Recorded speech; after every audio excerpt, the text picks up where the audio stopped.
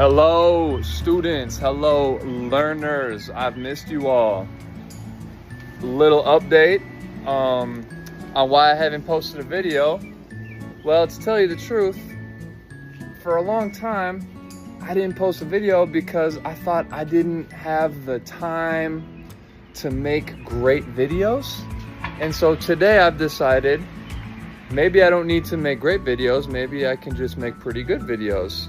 Because I think I have time to make pretty good or decent videos. So that's my story, and I'm happy today to make a video. And I don't know how often I'll be making these, but I'm gonna make them whenever I can. And today's video is gonna kind of actually have a little bit of stuff I've been teaching to kids at my new job, and I'm putting it in this video because I think it'll be really helpful for anyone who's watching this, because it's really important information about how we can protect our mood by making good choices about how we spend our time. So I hope you enjoy it. Miss you all. Keep learning. Keep being awesome. If you're watching this, you most likely have experienced a sugar crash. Yep, this is our brain on too much sugar. When we eat a lot of sugar, our brain goes on a little bit of a roller coaster, okay? We have a ton of energy, and really we're just excited and we're happy, frankly. We're just satisfied and we're feeling pleasure. And then when the sugar starts to wear off, our mood and our energy level crashes, and we're actually in a worse mood and more tired than we were right before we ate the sugar. Why does this happen? Sugar crashes happen because of a chemical in our brains called dopamine. Dopamine is released in our brains when we are feeling excited and happy, and different activities release dopamine in different ways. So a sugar crash is like a fast dopamine roller coaster ride, okay? And that's when we have a huge spike of excitement and then a crash that leaves us feeling worse than we did before. So examples aren't just junk food, but video games and scrolling, even though it's not food. When we do those activities, we feel satisfied and we feel pleasure almost immediately. And whenever we have instant fun, instant satisfaction, we're always going to crash, and our mood and energy is going to be worse than it was before. The other type of activity that releases dopamine are what I call slow dopamine rides. That's like a steady climb of happiness without a crash. They're activities that maybe aren't instantly fun. We have to do it for a few minutes before we start to really feel like the activity is making us feel happy and pleasure. And any type of exercise is a slow dopamine ride.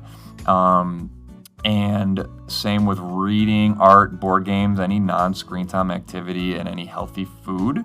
So we're having fun, and we might even feel excitement, but I put this little meditating brain here because we're still feeling okay mentally. We're not anxious or anything like that.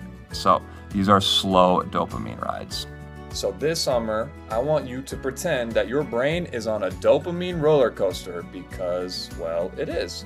So what's the big idea behind that? Remember, fast fun feels great, really fast and immediately, but then you crash below where you started, meaning your mood and your energy. So some rides are instantly extremely fun and extremely exciting.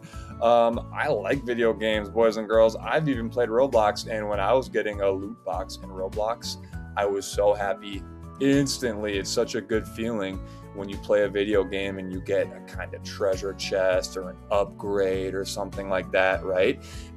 You gotta remember though that anytime our brain gets that excited about something that fast, well, we're prone to have a crash that goes below where we started when it comes to our mood, our energy levels, okay? And so what happens is people, kids, myself sometimes even, we think, well, I'll feel better if I just get more Roblox loot boxes, or I go on Instagram some more, or TikTok or Snapchat or YouTube shorts, right?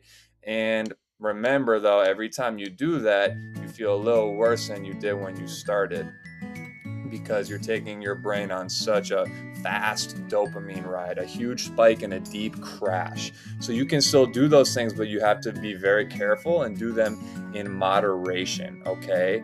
And at your age, if you're watching this, you're probably in like 5th or 6th grade. I would avoid TikTok, Snapchat, YouTube Shorts, Instagram the most, any kind of scrolling, because those have been proven to be really bad for the dopamine system, especially in kids' brains, the brains of kids your age. So remember, there are certain activities where the fun is kind of a slow fun, right?